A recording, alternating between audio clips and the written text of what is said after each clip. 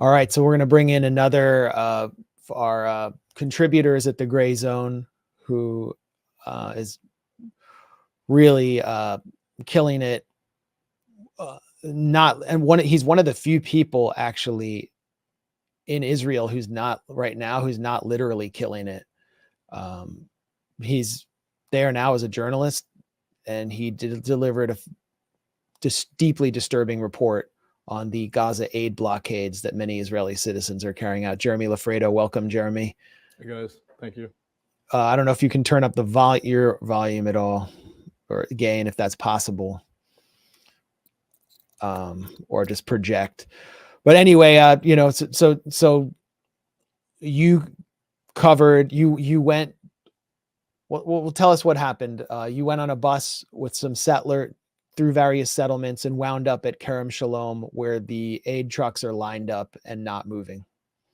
Yeah, so there are a few WhatsApp groups with all of these, extremist factions of Israeli society where they communicate and talk about their latest actions to either prolong the genocide or starve the Palestinians. And they have a bus that leaves from Jerusalem, leaves from Tel Aviv, leaves from Haifa.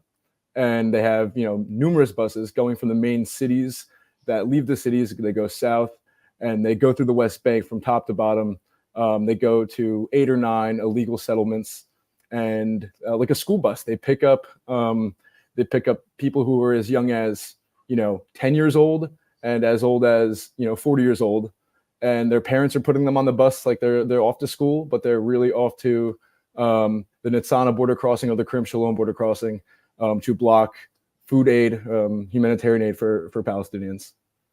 So we're looking at some of the scenes from your documentary. It's like a 20-minute documentary on these blockades that are being carried out. Here's one of the people explaining what they're doing. But let's actually,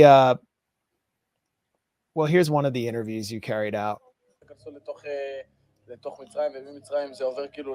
will go to the people of Gaza and to Hamas. It will help Hamas. It's very successful. Look, the aid trucks were supposed to be entering Gaza from 10 in the morning today, and we're blocking them from entering. It's been days since any aid trucks have passed through, so there you have it. It works. I think what we need, we need to be united and kill all of them. This is a young Jewish Israeli. We all need to go back into Gaza and control all of it. Make it part of our country.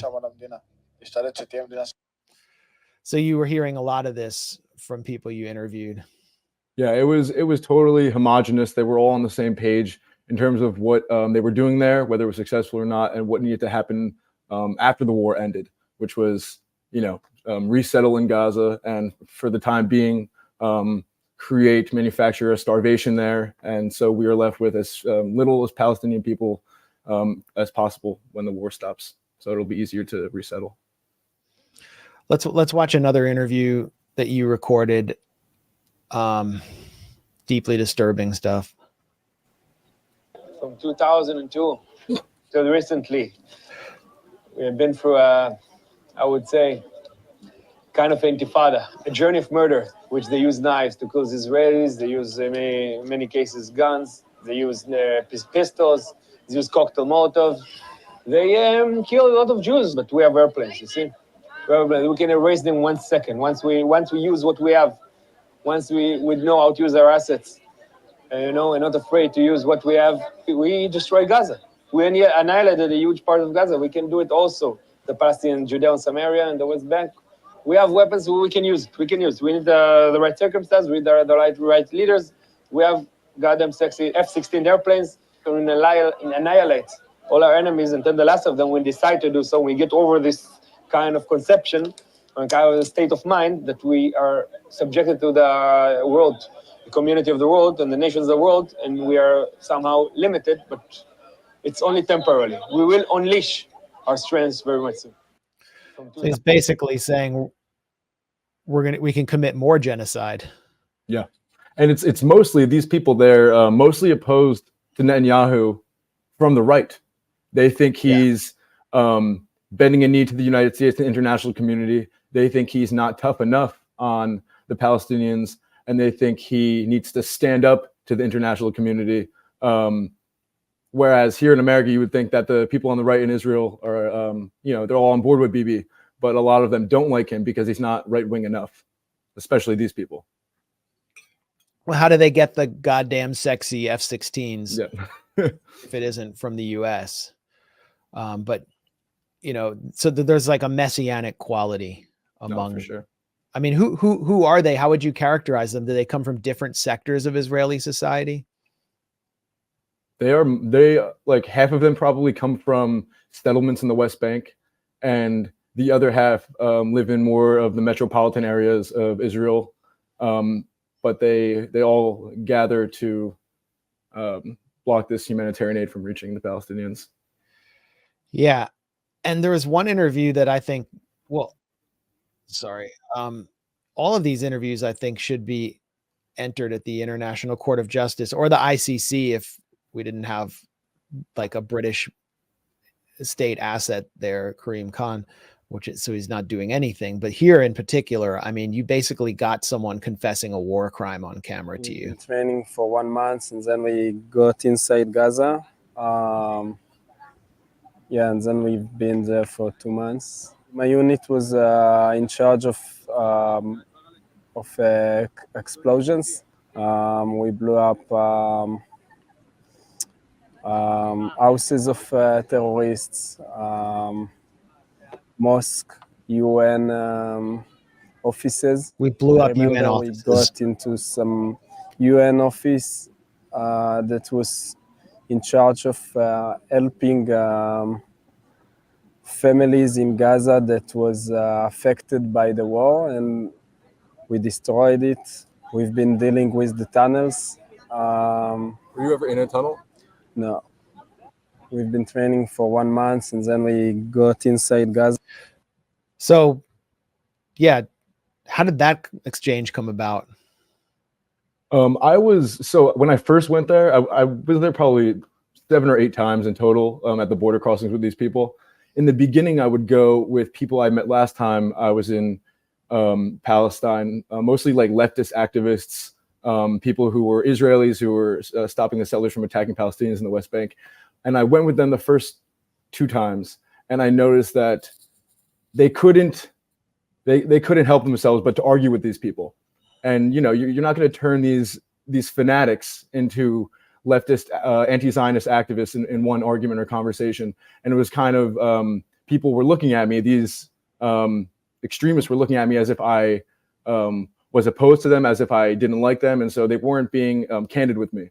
So I started going alone. That's when I started taking the bus, and people had saw me there for maybe 1 or 2 times. They saw me walking around.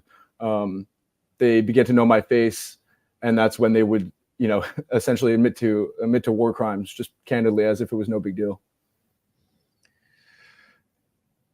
I guess it really shows that they don't feel that they're ever going to be held accountable. There's just a sense of a culture of impunity that they could just boast about blowing up United Nations offices. I mean, he even describes the office as a place that helps get resources to like needy families, and he doesn't feel any shame about it.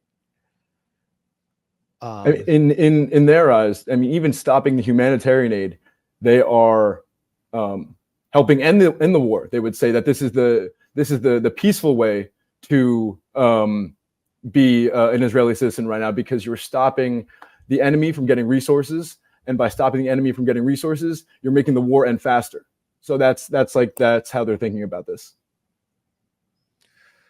Well, you went on another leg of the genocide tour where you went with people trying to resettle Gaza. Yeah.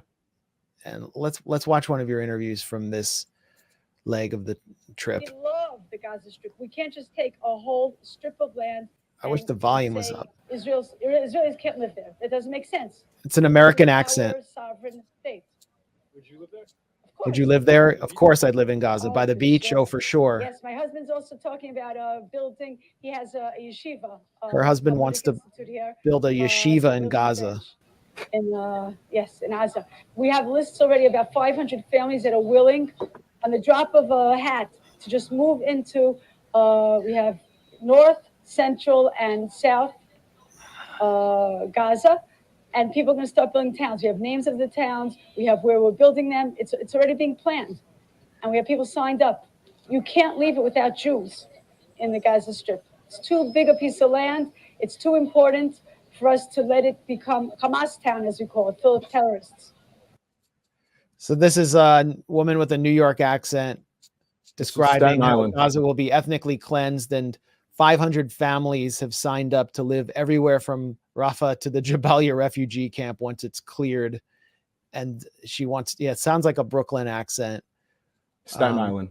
Staten Island. She's from Staten Island. Okay. Shaolin, as it's known more popularly. So how did you wind up on, she's wearing orange, which is what the Gush Katif settlers wore, or people in solidarity with the Gush Katif, the orange cell. So tell us like how you wound up on that part of the, someone sent me a poster in Hebrew, and I truly Google Translate the app on my phone. It was a giant help in these circumstances, but they would have a poster sent in a WhatsApp, and they were meeting at the train station in Surot, and that's 1 mile east of the Erez border crossing into Gaza.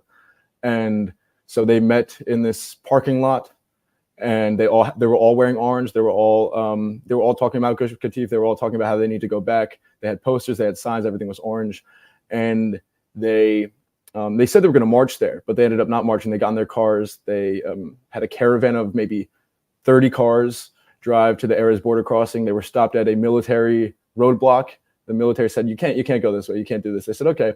They took a dirt road. They drove through a bunch of back roads, agriculture land of different kibbutzes, and they drove straight to the Erez border crossing.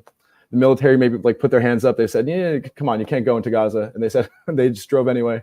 The military did not stop them, and they drove straight into Gaza without any military stopping them.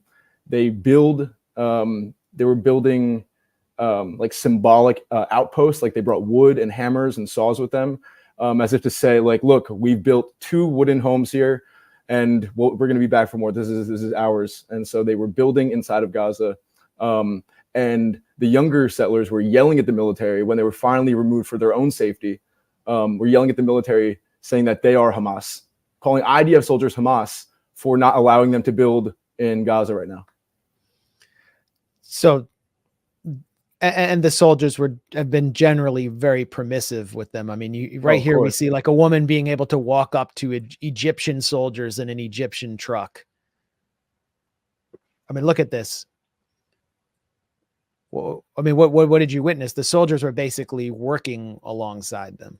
Of course, I think the government of Israel and the military, I mean, as I pointed out in the report, they can't close the humanitarian aid crossings at the border by themselves without looking like barbarians. They need these Israeli citizens to get bused to the border into the closed military zone, which technically no civilian is allowed. They should be arrested immediately and taken out of there. They're all allowed there. And as soon as they show up, the military says, I guess we have to close the border crossing for the day. No humanitarian aid to Gaza today. So let's play one of these guys. Yeah, of course. The best way is to transfer them to Europe.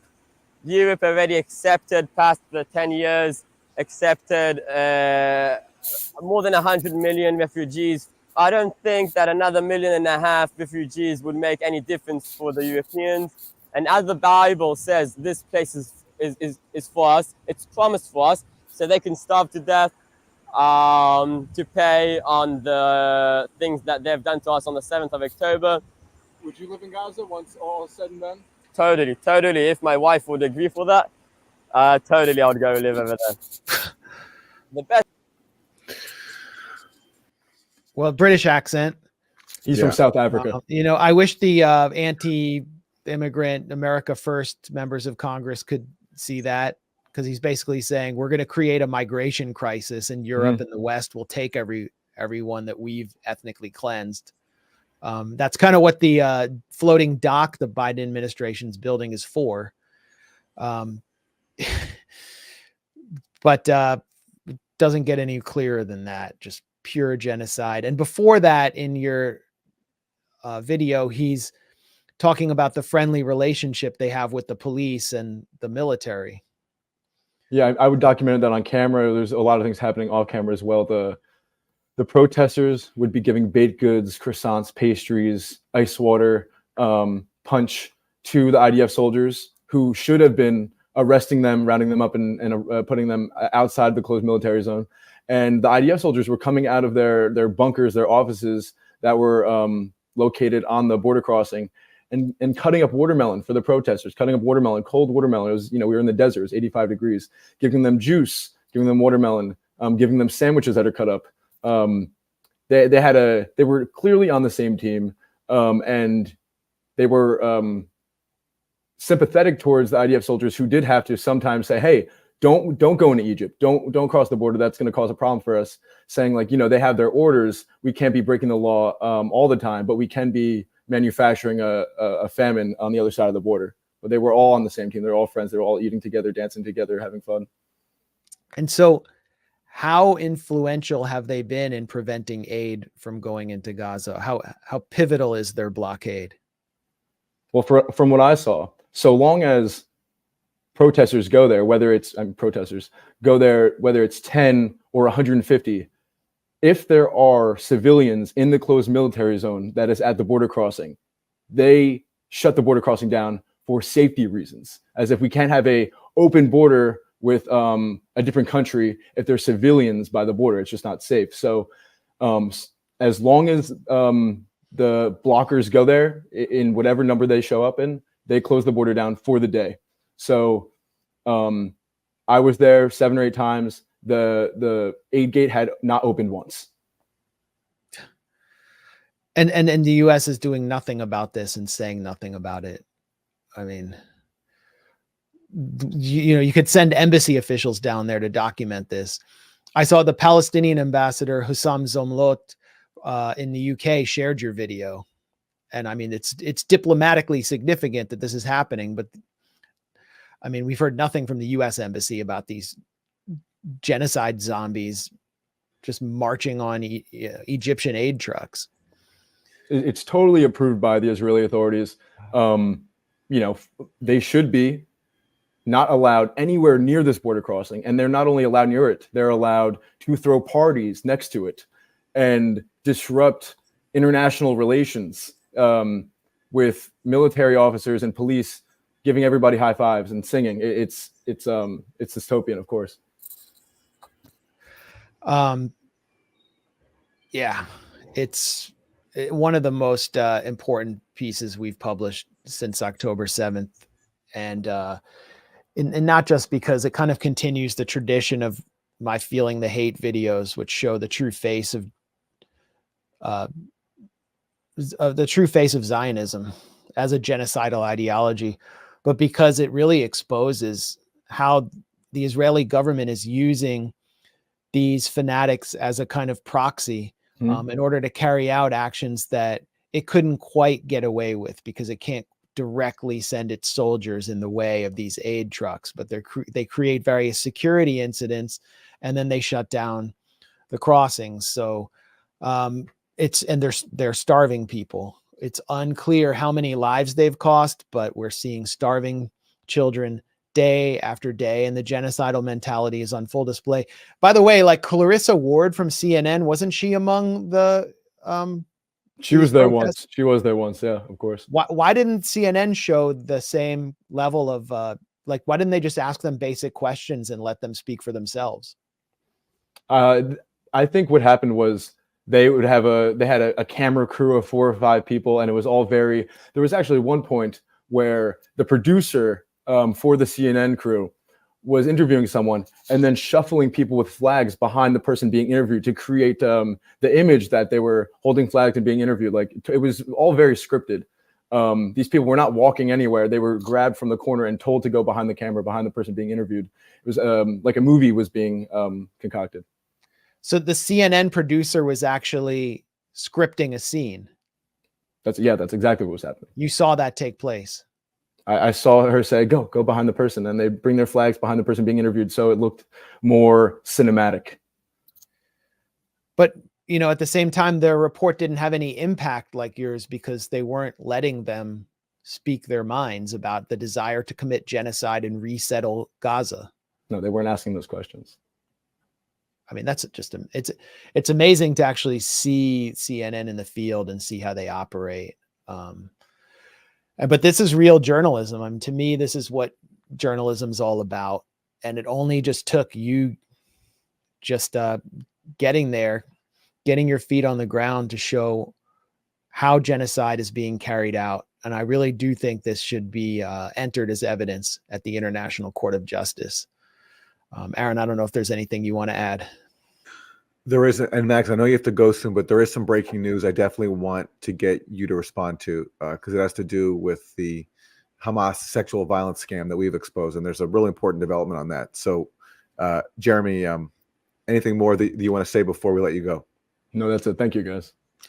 All right, thanks a lot, Jeremy. We're going to be running more reports from Jeremy from Israel, Palestine. I know he has an important report on the Palestinian prisoners issue, what's happening in the old city to the Armenian community. And he's just all over the place with your support as patrons and supporters of the Grayzone. He's there doing what the rest of the media refuses to do.